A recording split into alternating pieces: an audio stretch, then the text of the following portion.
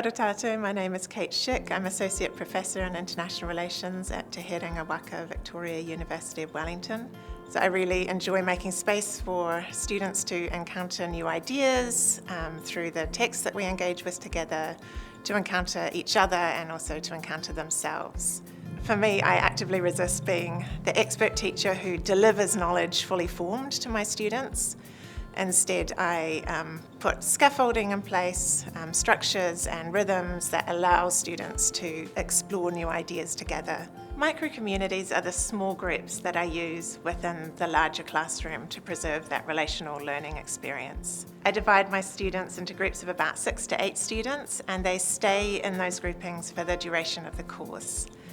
Over time, students come to know each other and to trust one another and to become increasingly willing to be vulnerable and share ideas and thoughts and feelings together in those groups. Kate's teaching style made me feel included, heard, and I felt comfortable enough to participate in class discussion as I was given a platform and a voice online.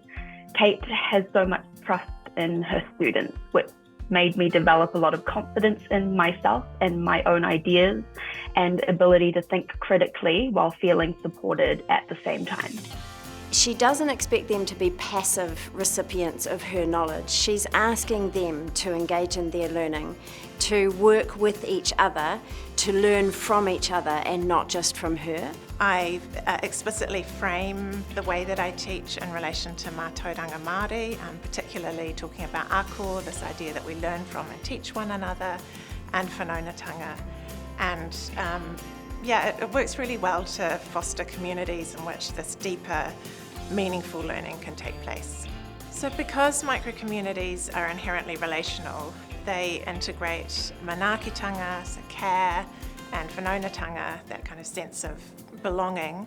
In the context of these caring communities, they're very welcoming of diverse students, perspectives and abilities. Kate teaches really complex and sometimes challenging topics, war, global politics, but I think the thing that her students take out of their experience learning from her is just how important their diversity and difference is, how it's such an asset. And so they describe the experience as almost being healing and being in a judgment-free space where they can be themselves and learn as themselves. And that's so important in the learning today.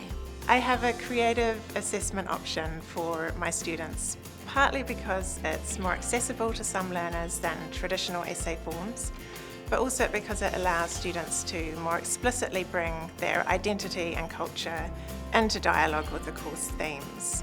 It allows students to engage more deeply with the course material and to kind of extend their learning in a very personal way.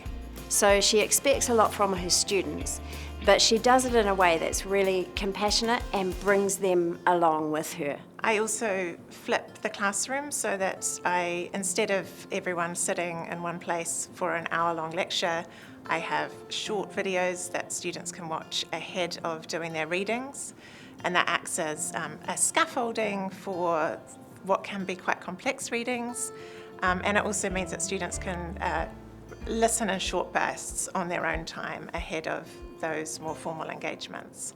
Even though she's already an excellent teacher, she's constantly refining her practice. She's reflecting on what she does and thinking about ways to stretch and make better, improve her practice for the benefit of her students.